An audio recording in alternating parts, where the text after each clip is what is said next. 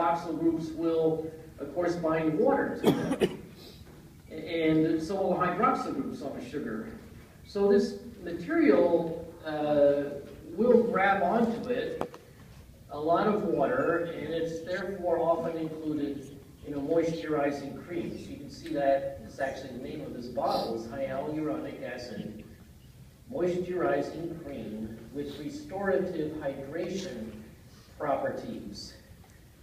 And then there's lots of other things in here, just an amazing list of other things, but the major purpose I wanted you to see was the moisturizing property of a carbohydrate in carboxyl groups.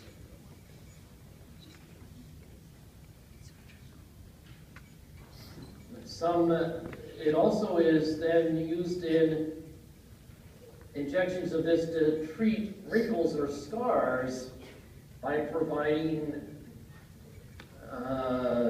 this connective tissue kind of material, this space-filling fluid to smooth out the skin. And so that commercial product is called Juvederm.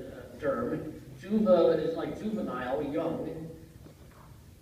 And the derm is for skin, sort of to make your skin look more young if you have scarring or wrinkles that you want to smooth out. Now there's a more complicated, it's believed that this material may play a role in cancer, and there's even speculation that it plays a role either in helping to break, cancer may have a role in breaking down this material in a way that might help the cancer spread, or also the opposite, that making some of this material might help the cancer spread. So it can be sort of confusing because people have ideas of it working either way. So let me just mention those to you. It's not all figured out. Now, one idea is to try to synthesize if the cancer cell is trying to avoid the immune system or other things that might recognize differences on the surface of a cancer cell, it might want to coat itself with this protective hyaluronic acid layer to give it a protection against the immune system. So that's one idea. And there is an enzyme that makes it, and it would be, the hyaluronic acid synthase to make that coating. And so some people are curious as to whether that might help. There does seem to be some role. There seems to be more of this hyaluronic acid around. It sometimes used as a tumor marker for cancer. And people are trying to understand that.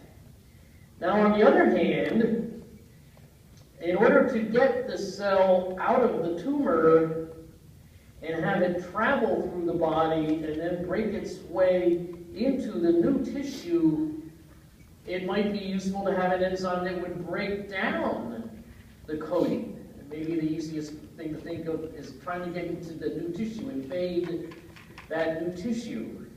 And so maybe it would be helpful to the cancer cell if it produced the enzyme which breaks down the coating in the new tissue. It makes it its own coating, this idea, or maybe breaking it down.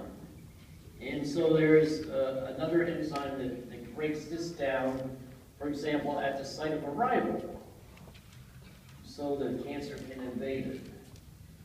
So people are still trying to figure out if there is a role in cancer and what it is, and then maybe one could develop drugs that would target one or the other of these enzymes to try to interfere with any beneficial effect that might be associated with it here. So there's a lot of thoughts here. Your eyeball jelly, your lubrication in your knees, moisturizing cream for the skin, possible roles in cancer.